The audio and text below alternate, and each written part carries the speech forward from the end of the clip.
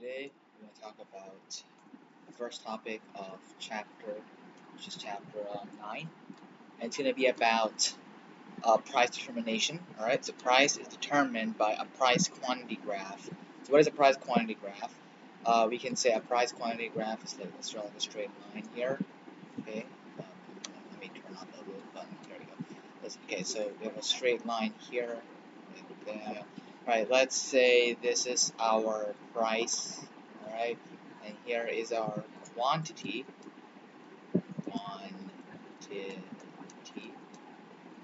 and say we want to produce apples, right, apples or anything. Let's say something that, I don't know, like Lego. Let's say I want to produce specific Lego pieces, and, well, okay, not Lego, I think we need something that has something that's to do with weight. It's about oranges, yeah. So let's say I have a lot of oranges and I want to sell these oranges, right? So how it works is basically what you know is there are two lines. The line that goes in a downward straight gradient is your demand curve.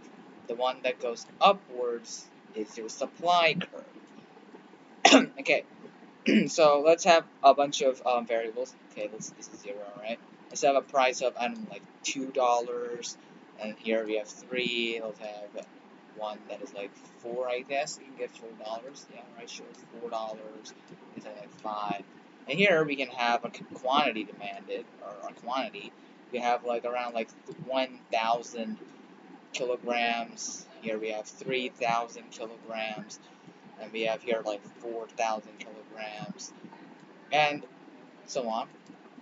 Say the way we start is that the supply curve starts exactly from a price that we agree on, and that price is usually like where the minimum price is from here, which is $2. So from here we draw a $2 line, okay? And the demand curve actually goes slightly lower. It is slightly smaller. It is the exact same as our supply curve, right? So let's say we want to sell, all right? We want to sell something, and we're gonna sell it, and we're not sure where should we sell it or not that much, and we sell around like here. Let's say we sell it at like $2, like $2 and like, I don't know, 30 cents, and as we sell it for $2.30, we're getting something that's like right here, which is like just the bare minimum, just 1,000 kilograms. And if you draw another line that goes across here, this is our, okay, let's label this is our demand curve, this is our supply curve. You can see that it goes really close to the demand side, right? And the demand says that no, the people, we want more than that. We want something like 3,500 kilograms. And what's going here is that because of the lower end price, you know, like when you go to shops and stuff, you see a low price is like a good deal. This people would think this is a pretty good deal. It's like that, not that expensive, pretty cheap. And because of this, this creates an influx in people's demand for that item. This demand, the quantity demand increases, and thus the, the quantity supplied, since it's lower than the demand, the producer cannot keep up with this rapid change of the market. And so what we do to fix this, we realize, oh, this is pretty good. Our business is going really well, so let's move it up. Let's move the price up to a higher price. We'll move up this these two lines. As we move up, we reach, let's say, this new point right here. We're selling this at $3, and you see this is getting closer and closer to this point. We'll talk about that later. So as we draw, let's say we draw a line across here, we draw a line across here, and see the supply is more. We have something like around, we're supplying like for $3, we're supplying like 2,000. We have 2,000 kilograms of oranges, and here we have something around like 3,100.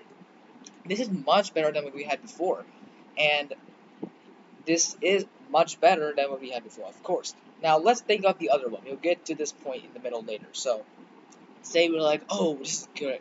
Let's be a little greedy and let's sell it for like $5. And all of a sudden, you're overshooting the price. I mean, you have a lot. Yeah, for $5, you have, I mean, a lot. We can say like for $5, we have like more than 2,000. Like this diagram is a little weird looking, but if I shoot it from the top, shoot it more than 2,000, should be like, let's say we have like 2,500.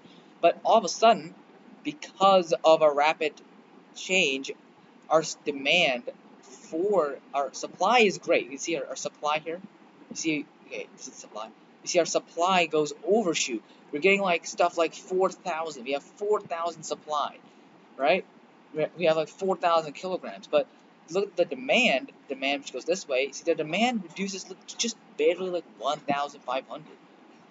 And here, people just don't want the oranges. They think it's a waste of money because it's how expensive it is. And we have a lot of leftovers, and this is excess. This is excess supply, and this is not what we want. This creates wastage. So, say we sell it at a price. We lower this price. Okay, we lower it to something better, and let's say we reach this price right here, this middle point, right? This middle point is really special because what it says is that for this, let's say if you sell for $4, both the producers and the quantity demand is gonna be at a very stable rate. Meaning this is an equilibrium. This is an equilibrium, right? So we can say that this is in market equilibrium. Anything else we call market disequilibrium. And what your job is to move it closer to this equilibrium spot. It's never always going to be an equilibrium spot in real life. It's going to be somewhere like here or maybe like here, but it's never really going to get close to this equilibrium spot. And that's pretty much it. So the main summary is that this graph, and that if you go lower price, the quantity demand is higher than the quantity supplied. So to level that, we increase the price, so our quantity demand decreases slightly, but we have enough to meet those demands. But if we go overboard and we go higher than that, then our quantity supply goes higher than quantity demand. This causes an influx, and thus people are not buying the stuff more. And the equilibrium point is a point where both the producer and the customer are happy. So it creates a balance, and thus no waste or loss has occurred. It's the best possible circumstance for the market, but of course it's not always possible. It's either a little lower or higher. That's pretty much it for chapter 9. I'll make a little next video once I learn the rest. So that's pretty much it. And get an A star.